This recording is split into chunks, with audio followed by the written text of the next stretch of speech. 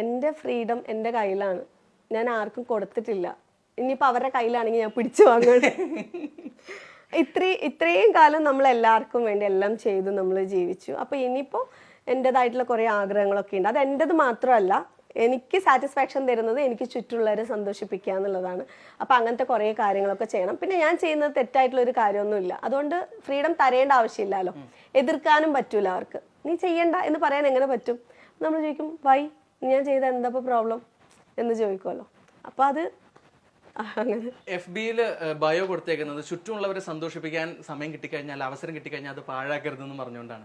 ഇങ്ങനെ ഒരു തോട്ട് എപ്പോഴായിരുന്നു തുടങ്ങിയത്? ഞാനായിട്ട് ബിൽഡ് ചെയ്തെടുത്തതാണെന്നോ ഞാൻ വലിയ സംഭവമാണെന്നോ ഞാൻ വിശ്വസിക്കുന്നില്ല.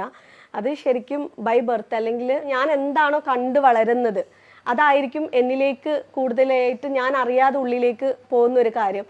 എൻ്റെ ഉപ്പ ഏത് സമയം ഞങ്ങളുടെ ഫാമിലിനേക്കാളും കൂടുതൽ ഇമ്പോർട്ടൻസ് കൊടുത്തിരുന്നത് പുറത്ത് ആർക്ക് എന്ത് ഹെൽപ്പ് ചെയ്യാം, എന്ത് ചെയ്തു കൊടുക്കാം, ആരെങ്കിലും ബുദ്ധിമുട്ടുന്നുണ്ടോ എന്നൊക്കെ നോക്കിയിട്ട് ഇങ്ങനെ ചെയ്യുന്നതാണ്. ഇപ്പോൾ ഉമ്മയാണെങ്കിലും ശരി, ഇനിയിപ്പോൾ ഞാൻ തറവാട്ടിലാണ് ഞങ്ങൾ ജനിച്ച് വളർന്നത്.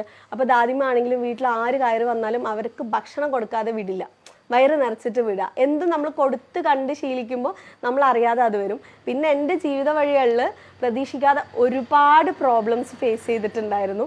അപ്പോഴൊക്കെ എന്തും ഏതൊരു കാര്യം ഞാൻ ചെയ്യുന്ന സമയത്തും എനിക്ക് തോന്നുന്ന ഒരു സംഭവം, അതായത് ഞാനത് ഫേസ് ചെയ്ത് അതിൽ നിന്നും പുറത്തേക്ക് വന്നു കഴിഞ്ഞാൽ എനിക്ക് തോന്നും എന്നെ പോലെ എത്രയോ സ്ത്രീകൾ ഇതുപോലെ ഫേസ് ചെയ്യുന്നുണ്ട്. അപ്പോൾ അവർക്ക് ചിലപ്പോൾ ഒരു സൊല്യൂഷൻ കിട്ടണം എന്നില്ല. അപ്പോൾ ആ ഒരു സൊല്യൂഷൻ ഞാൻ എങ്ങനെയാണോ ഫേസ് ചെയ്ത് രക്ഷപ്പെട്ടത് അത് പറഞ്ഞു കൊടുക്കാമല്ലോ എന്ന് തോന്നിയിട്ടാണ്. അതായത് ഞാൻ എന്താണോ അനുഭവിച്ചത് അതുപോലെ മറ്റുള്ള ഒരാൾ അനുഭവിക്കുന്നതിൽ നിന്നും കുറച്ച് പേരെ, എനിക്ക് ഈ ലോകത്തുള്ള എല്ലാവരെയും ഹെൽപ്പ് ചെയ്യാൻ പറ്റില്ല. അപ്പോൾ ഞാൻ വീട്ടിലേക്ക് കുറച്ച് എന്തെങ്കിലും സാധനങ്ങൾ വാങ്ങുന്ന സമയത്ത്, എൻ്റെ മക്കൾക്ക് വാങ്ങുന്ന സമയത്ത് ഒരു ഭാഗം മാറ്റി വെച്ചുകൊണ്ട് അവർക്കും കൂടെ കുറച്ച് സാധനങ്ങൾ വാങ്ങുക, എന്നിട്ട് എന്നെ കൊണ്ട് പറ്റുന്ന രീതിയിൽ കൊടുക്കുക.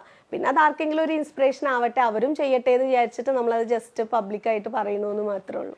സെൽഹയുടെ ഏറ്റവും വലിയ സ്ട്രഗ്ലിംഗ് പീരീഡ് എന്താണ് ഏറ്റവും കൂടുതൽ മനസ്സിനങ്ങ്, കാരണം ആ ഒരു പോയിന്റ് ഉണ്ടായിരിക്കും, ആ പോയിന്റ് കഴിഞ്ഞാൽ നമ്മൾ പിന്നെ എന്ത് വന്നാലും അറ്റൻഡ് ചെയ്യുന്നുള്ള ഒരു മൂഡിലേക്ക് മാറും. സോ ഏറ്റവും പീക്കായിട്ടുള്ള ഒരു ബുദ്ധിമുട്ട് എന്തായിരുന്നു? വലിയൊരു ആഗ്രഹം എന്ന് പറയുന്നത് ഒരു വീട് സ്വന്തമായിട്ട് ഭൂമിയിൽ ഏതൊരു മനുഷ്യനും ആഗ്രഹിക്കുന്ന ഒരു സംഭവമാണ്, മരിക്കുന്ന വരെ കയറി കിടക്കാൻ ഒരു വീട് എന്നുള്ളത്.